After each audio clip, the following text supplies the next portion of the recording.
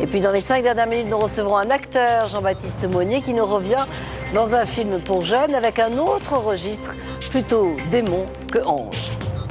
Et voici maintenant l'invité des 5 dernières minutes.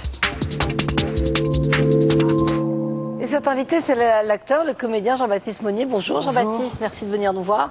Merci. Alors vous venez nous parler d'un film qui s'appelle Hell Phone, c'est-à-dire un téléphone infernal, un film de James Hughes.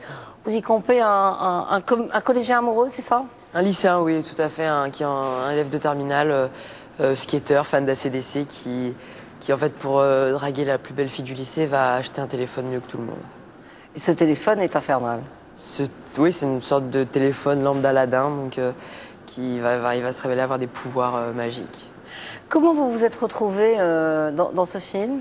En fait, par l'intermédiaire de Bruno Coulet, le compositeur des choristes et le compositeur de Brise de Nice et de Serial Lover, les deux premiers films de James Hutt.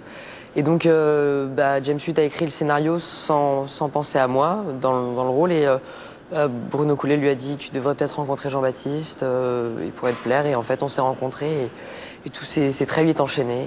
Et je suis arrivé sur ce projet. On va regarder tout de suite ensemble un extrait du film, si vous voulez bien. Attends, Angie!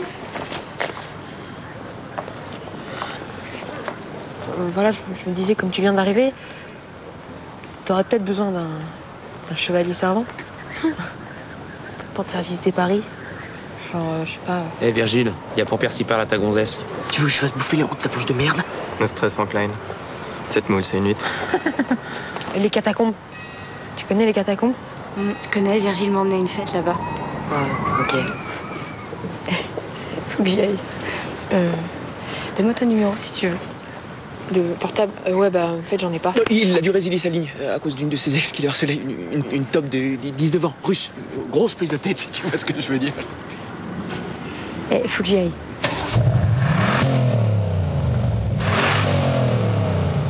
Appelle-moi quand t'as ton nouveau cell phone.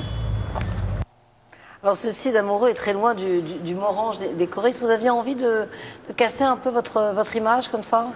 Oui, j'avais envie de ça. J'avais aussi envie de montrer aux gens qu'on pouvait me confier des rôles plus proches de ma génération, plus proches de moi, et que j'étais capable de relever le défi. Et c'était aussi pour moi une sorte de challenge, mais je pourrais jamais renier le fait... l'enfant que j'ai été dans les choristes, parce que c'est ce qui m'a permis d'en arriver là. Alors justement, devenir aussi célèbre à 13 ans de façon aussi subite, brutale, ça a été difficile à gérer avec le recul, petit recul, hein, c'était en 2004.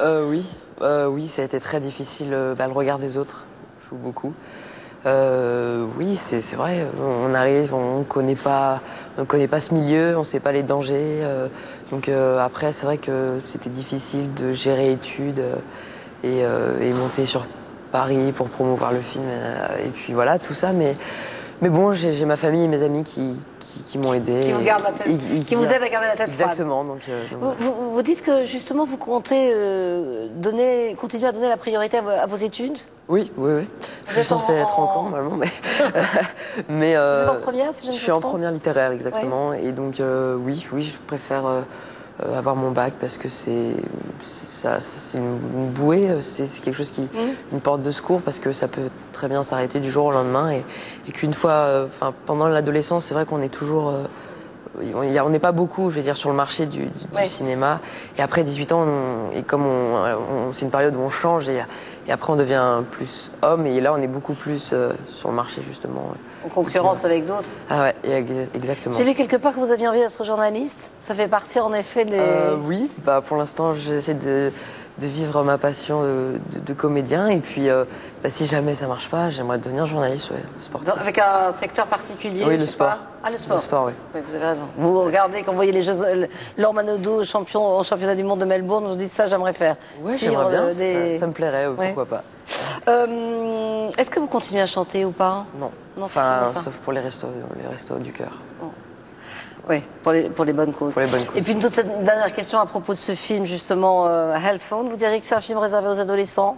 Non, c'est une comédie d'aventure. C'est un film qui touche toutes les générations. Il y a plein de petits clins d'œil au cinéma US des années 80. Et donc voilà, c'est un film qui touche toutes les générations, une comédie avant tout, et qui mélange tous les genres, amour, action, Et puisque vous continuez vos études et que vous êtes en première littéraire, là c'est le bac français. Bac français à la fin de l'année. À la fin de l'année. Donc vous suspendez vos activités de comédien Oui. d'ici le bac? Là, je vais travailler, là.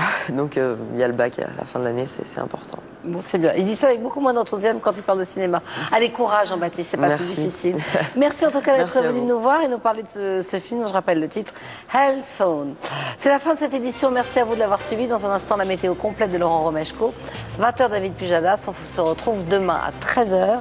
Très bon après-midi sur France 2. Au revoir.